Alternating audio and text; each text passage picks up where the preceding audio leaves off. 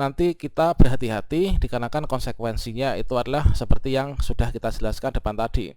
Nanti ketika tanggal 25 ini kita login, kita akan langsung otomatis terdeteksi. Baiklah sobat-sobat semuanya, baru saja pengumuman penting dari Kemdikbudristek yaitu telah dirilis tertanggal 20 Oktober 2022, yaitu penyampaian jadwal pelaksanaan seleksi P3K guru di tahun 2022. Nah, teman-teman semuanya, ketika nanti pendaftaran dibuka, di sini ada 4 hal yang wajib dilakukan oleh teman-teman guru honorer, baik itu untuk pelamar prioritas 1, 2 maupun 3 serta pelamar umum ya, tepat nanti pada tanggal 25 Oktober tahun 2022. Nah, kira-kira apa yang wajib kita lakukan 4 hal ini untuk teman-teman baik itu pelamar prioritas maupun juga pelamar umum?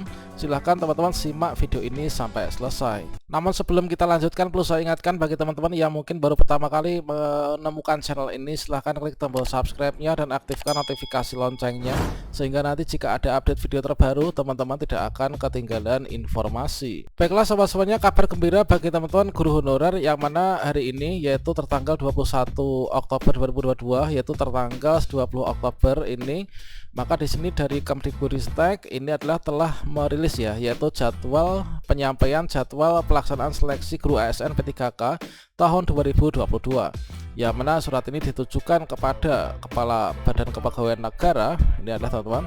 Kemudian sehubungan dengan akan dilaksanakan proses seleksi dengan jadwal yang terlampir, maka di sini teman-teman perlu mengetahui terkait tentang apa saja yang nanti harus dilakukan ketika pendaftaran ini sudah dibuka ya, yaitu pada tanggal 25 Oktober tahun 2022. Dan kita perlu ingat di sini untuk jadwal pendaftaran ini nanti adalah tanggal 25 Oktober sampai dengan tanggal 7 November ya. Artinya di sini hanya ada waktu 14 hari teman-teman untuk melakukan pendaftaran, baik itu yang sudah punya akun maupun juga yang belum punya akun. Termasuk nanti untuk penempatan teman-teman untuk pelamar prioritas 1 juga akan dilakukan pada saat ini. Baiklah sobat semuanya, ini adalah untuk jadwal seleksi P3K guru tahun 2022. Nah, di sini kita tidak perlu menjelaskan terkait dari detail isi dari jadwal ini. Tentunya teman-teman sudah menyimak video saya sebelumnya ya. Yang mana bahwasanya di sini kita garis bawahi untuk nanti pembukaan pendaftaran. Nah, di sini adalah untuk pembukaan pendaftaran, ini kita bisa lihat pada bagian yang nomor 2. Nah, ini untuk pembukaan pendaftaran seleksi P3K guru untuk semua pelamar. Nah, ingat teman-teman, di sini adalah untuk semua pelamar, ini perlu kita garis bawahi ya. Jadi yang dimaksud dengan semua pelamar ini adalah baik untuk P3K yang pelamar prioritas, baik itu prioritas 1, kemudian prioritas kedua maupun prioritas ketiga, dan juga pelamar umum.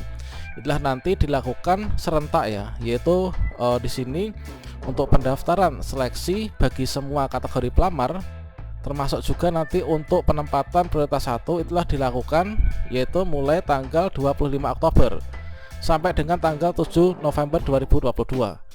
Nah, waktunya ini adalah nanti hanya 14 hari. Nah, teman-teman semuanya, ketika nanti pendaftaran sudah dibuka, kita berkunjung ke portal sscsnbkn.go.id, maka nanti akan sudah bisa diakses pada tanggal ini ya, mulai tanggal 25 Oktober sampai 7 November. Dan waktunya ini hanya 14 hari, teman-teman perlu cermati. Nah, berikutnya ketika pendaftaran sudah dibuka, maka teman-teman nanti di sini kita bisa lihat ya. Dan di sini saya sajikan dulu untuk semuanya. Selanjutnya di sini nanti ketika teman-teman masuk, nah ketika teman-teman berkunjung ke SSCASN, nah di sini nanti ketika kita login, bagi teman-teman bagi pelamar di sini yang sudah memiliki akun, maka teman-teman nanti tinggal login saja. Bagi yang belum punya akun, maka nanti teman-teman membuat akun dulu. Nah, ketika kita login di tanggal 25 tersebut di SSCASN, nanti secara otomatis akan terdeteksi ya. Ketika kita login ke akun SSCASN, dikarenakan di sini tersinkronisasi dengan data Dukcapil antara nama, tempat tanggal, dan seterusnya. Kemudian SSCASN itu juga sinkronisasi dengan data Dapodik kita. Nah, data Dapodik tersinkronisasi dengan info GTK, sinkronisasi dengan SIM PG P3K untuk penempatan ya, yang mana aplikasinya ini sinkron dari e-formasi dari Kemenpan RB. Nah, selanjutnya di sini nanti sistem akan secara otomatis mendeteksi apakah kita itu dari data Dapodiknya termasuk ke dalam kategori pelamar prioritas 1, ataukah pelamar prioritas kedua, ataukah pelamar prioritas ketiga, ataukah pelamar prioritas umum atau pelamar umum ya, atau P4. Nah, selanjutnya dari masing-masing kategori ini nanti, maka setelah kita login ke SSCASN, itu nanti kita akan ditentukan pelamar prioritas 1, 2, 3 ataupun juga pelamar umum. Setelah itu nanti tentunya mekanismenya itu akan berbeda-beda. Nah, di sini saya tampilkan yang pertama. Nah, ini teman-teman, ini adalah untuk penjelasan per diagramnya. Nah, di sini adalah nanti bagi teman-teman yang terdeteksi ketika login atau mendaftar di SSCASN, maka nanti kalau misalkan kita masuk kategori pelamar prioritas 1, maka teman-teman nanti acuannya adalah di sini. Jadi acuannya adalah di sini, kemudian juga acuannya ke sini, yang bagian kedua ini. Nah, di sini maksudnya ketika teman-teman pelamar prioritas 1 login ke SSCASN, tentunya untuk pelamar prioritas 1 semuanya sudah memiliki akun SSCASN ya. Ketika teman-teman pelamar prioritas 1, inilah untuk harapan kita ini nanti tampilan yang nomor 1 ini teman-teman, harapan kita semuanya ya. Artinya kita dapat penempatan. Ketika teman-teman nanti login ke akun SSCASN untuk prioritas 1 ini, maka nanti akan ditunjukkan kita itu ditempatkan di mana. Kemudian kita konfirmasi apakah kita setuju atau tidak ditempatkan di sekolah tersebut. Nah, di sini perlu teman-teman berpikir panjang, jangan sampai nanti klik tidak ya. Kalau misalkan teman-teman klik tidak, artinya teman-teman tidak mau ditempatkan di sekolah tersebut. Dan konsekuensinya ini dari Dirjen GTK, kalau misalkan teman-teman nggak mau ditempatkan, maka nanti akan hangus ya untuk status kelulusannya dan nggak bisa ikut seleksi tahun ini. Nah, di sini nanti kalau misalkan teman-teman mendapatkan penempatan harus mau, kemudian setelah itu nanti teman-teman ikut proses pemberkasan, setelah itu nanti teman-teman bertugas di sekolah penempatan itu. Nah, bagi pelamar prioritas 1 ini ketika terdeteksi di Dapodik dan SSCASN nanti ada notifikasi ketika login tidak mendapatkan penempatan atau belum dapat penempatan, maka teman-teman nanti juga akan diminta untuk konfirmasi ya. Apakah teman-teman iya ataukah tidak? Kalau teman-teman iya, artinya menerima bahwa belum dapat penempatan, teman-teman akan tetap menjadi guru honorer di sekolah saat ini, dan juga teman-teman menunggu penempatan untuk tahun berikutnya ketika ada guru yang pensiun di sekolah itu, dan ketika ada rekrutmen P3K guru lagi ya. Nah, kalau misalkan teman-teman P1 klik tidak setuju, belum dapat penempatan, maka teman-teman nanti berarti sama halnya memaksakan diri untuk ikut seleksi P3K 2022. Dan konsekuensi kalau misalkan teman-teman klik di sini tidak, maka status P1 ini akan hilang dan turun prioritas ya, menjadi P2, P3 atau juga pelamar umum. Sesuai dengan kategori pelamar awalnya, apakah itu THK 2, ataukah guru sekolah negeri masa kerja lebih dari 3 tahun, ataukah juga sekolah swasta atau guru sekolah negeri kurang dari 3 tahun atau lulusan PPG. Nah, nanti ikut seleksinya kalau turun prioritas, itu nanti teman-teman memilih formasi dan ikut seleksi kompetensi sesuai dengan kategori pelamarnya. Nah, ini adalah tentunya nanti kalau misalkan P2, P3 ikut seleksi verifikasi kesesuaian, kalau misalkan pelamar umum nanti ikut seleksi Catu NPK ya. Kalau lulus barulah di sini kita bisa tempatkan di sekolahnya.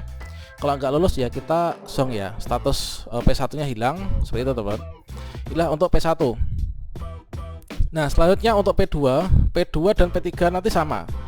P2 dan P3 ketika teman-teman login ke akun SSCASN di tanggal 25 nanti adalah masuknya di sini.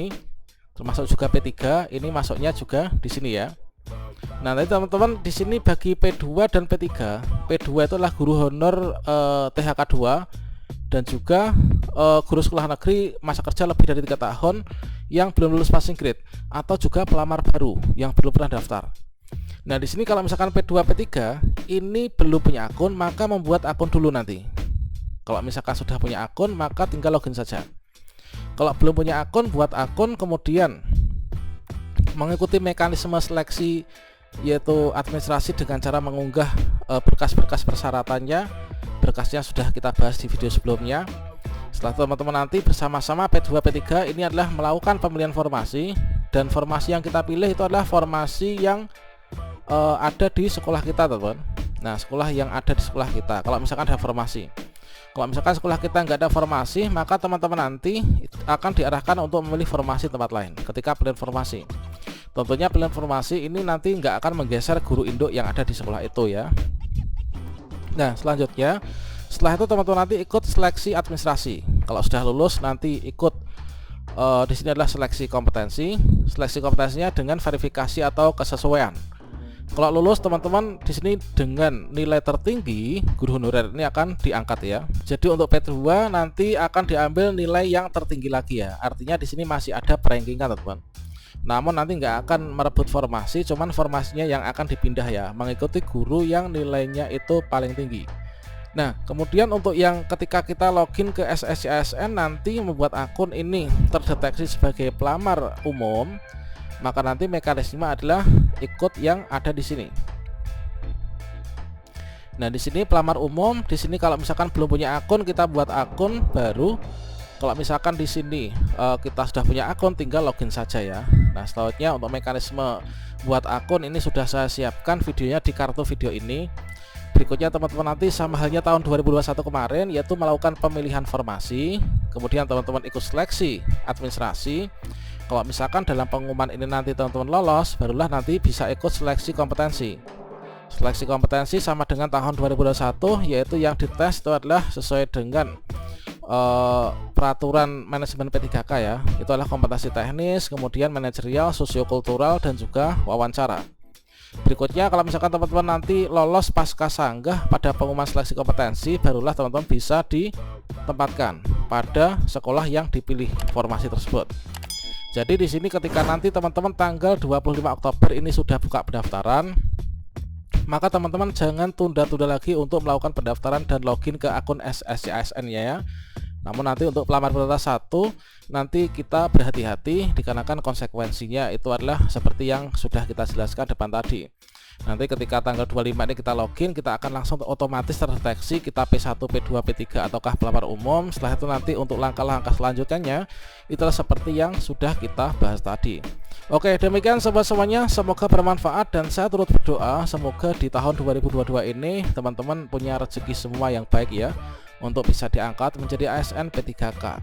Dan jika nanti teman-teman sudah diangkat dan lolos, ini harus bisa berintegritas dengan cara bekerja yang sebaik-baiknya untuk kemajuan bangsa dan negara kita melalui jalan pendidikan. Oke, demikian. Wassalamualaikum warahmatullahi wabarakatuh.